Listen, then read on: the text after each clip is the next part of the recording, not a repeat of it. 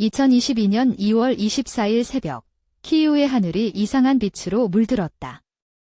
수천 킬로미터 떨어진 국경에서 탱크들이 움직이기 시작하던 바로 그 시각, 누군가는 홀로 전투기에 올라탔다고 한다.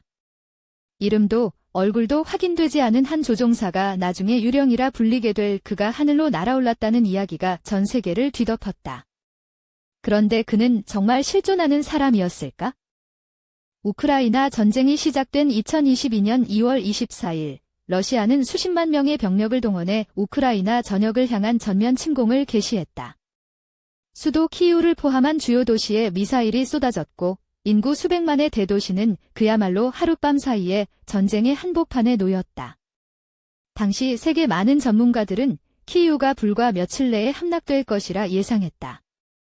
절박한 상황 속에서 하나의 이름이 조용히 퍼져나가기 시작했다. 침공 첫날부터 소셜미디어는 믿기 어려운 목격담들로 넘쳐났다. 키이우 상공에서 홀로 러시아 전투기들을 상대하는 우크라이나 조종사가 있다는 이야기였다. 영상들이 퍼져나갔고 사람들은 그를 키이우의 유령이라 부르기 시작했다. 전쟁의 공포 속에서 탄생한 영웅의 이야기는 들불처럼 번졌다. 며칠이 지나지 않아 충격적인 수치가 등장했다. 이 조종사가 단 며칠 만에 러시아 항공기를 10기나 격추했다는 주장이 우크라이나 공군 측 발표와 언론 보도를 통해 퍼져나갔다. 항공전 역사에서 5기 이상을 격추한 조종사를 제이스라 부르는데 이 기준으로 보면 그는 홀로 2번의 에이스 타이틀을 달성한 셈이었다. 이 숫자 하나가 전 세계 언론의 헤드라인을 장식했다. 서방 주요 언론들은 앞다퉈 이 이야기를 받아 보도했다. 수십 개의 대형 매체들이 키이우의 유령을 실존하는 영웅으로 전제한 채 기사를 쏟아냈다. 전쟁의 혼란 속에서 정보를 검증할 여유도 수단도 충분하지 않았던 것이다. 그렇게 하나의 이름은 검증도 의심도 없이 전 세계인의 집단 기억 속으로 파고들었다.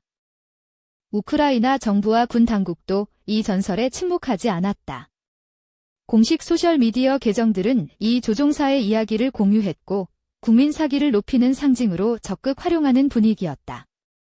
키이우가 함락될지도 모른다는 극도의 공포 속에서 우리 하늘을 지키는 유령의 존재는 일종의 정신적 방패가 됐다. 그 전설이 정확히 얼마나 의도적으로 설계된 것이었는지는 지금도 불분명하다. 그런데 얼마 지나지 않아 이 전설을 뒷받침하는 것처럼 보였던 영상들이 하나씩 의심을 받기 시작했다. 분석가들과 팩트체커들이 영상의 출처를 추적하자 놀라운 결과가 나왔다. 일부 영상은 실제 전투 장면이 아니라 DCS 월드라는 항공전투 시뮬레이션 게임의 플레이 화면이었다. 전쟁 중인 하늘이 아니라 컴퓨터가 렌더링한 가상의 전장이 증거로 제시됐던 것이다. 또 다른 영상들도 문제가 있었다. 추적 결과 우크라이나가 아닌 전혀 다른 분쟁 지역에서 촬영된 영상, 혹은 몇 년 전 다른 맥락에서 찍힌 군사 영상들이 키이우의 유령 관련 콘텐츠로 둔갑해 유통되고 있었다. 조각들은 여기저기서 끌어모은 것들이었고, 그것들이 마치 하나의 진실을 이루는 것처럼 엮여 있었다. 온라인 정보 생태계의 구조 자체가 이 전설을 키워냈다는 분석이 제기됐다. 팩트체킹 전문 기관들이 공식적으로 나섰다. 오픈소스 인텔리전스 분석으로 알려진 벨링캣을 비롯한 여러 기관들이 유통된 영상들을 프레임 단위로 분석했다.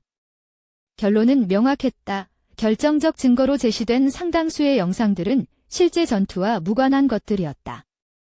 그러나 아이러니컬하게도 팩트체크 기사들이 나온 뒤에도 원본 이야기는 오히려 더 넓게 퍼져나가는 경향을 보였다. 그렇다면 우크라이나 하늘에서 실제 항공 전투는 없었던 걸까? 이 부분이 이 미스터리의 핵심 분기점이다. 전쟁 초기 우크라이나 공군이 러시아 항공기를 상대로 교전을 벌였다는 것 자체는 사실로 인정되는 부분이다.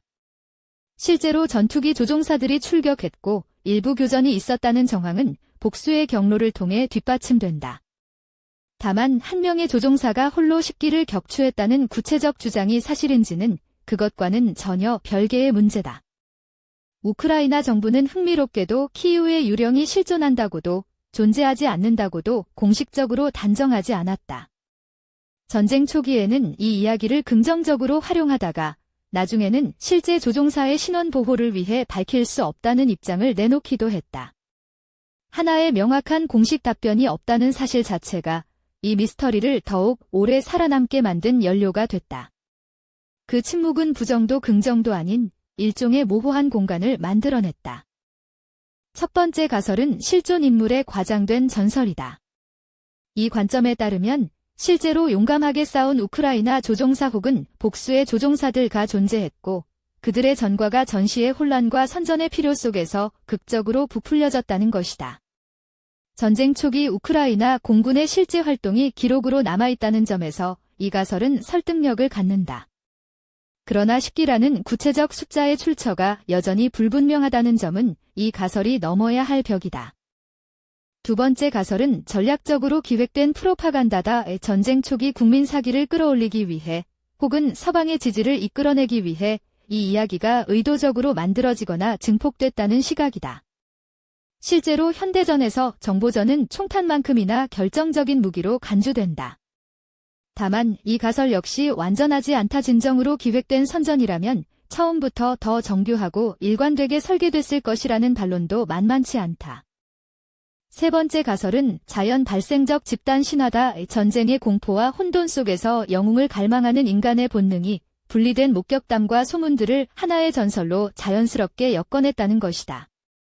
실제로 의도적 기획 없이도 위기의 순간에 집단이 스스로 영웅 서사를 만들어낸 역사적 사례는 적지 않다.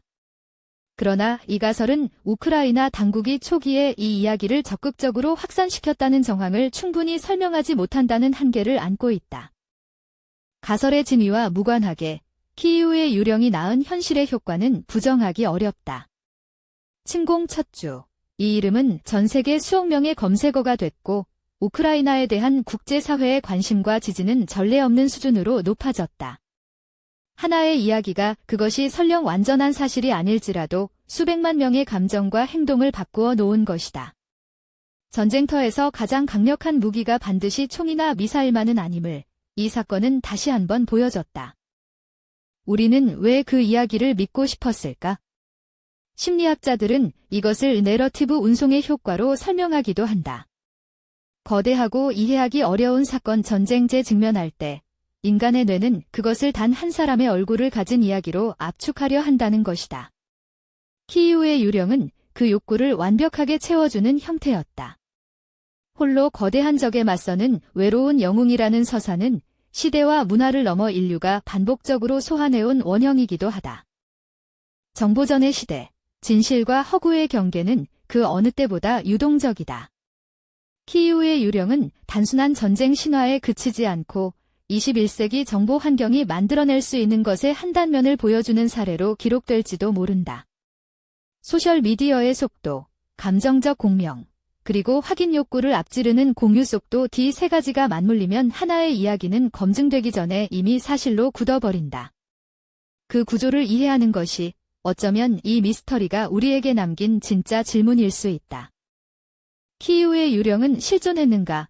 아니면 우리가 공동으로 만들어낸 허구인가? 지금 이 순간에도 우크라이나 정부는 공식적 답변을 내놓지 않고 있으며 전쟁이 계속되는 한 완전한 진실이 드러날 가능성은 요원해 보인다. 어쩌면 가장 불편한 결론은 그것이 사실인지 아닌지보다 우리가 그것을 얼마나 간절히 믿고 싶었는지가 더 많은 것을 말해준다는 것인지도 모른다. 그 하늘 어딘가에 답이 있다면 그것은 아직 돌아오지 않은 유령처럼 여전히 침묵 속에 남아있다.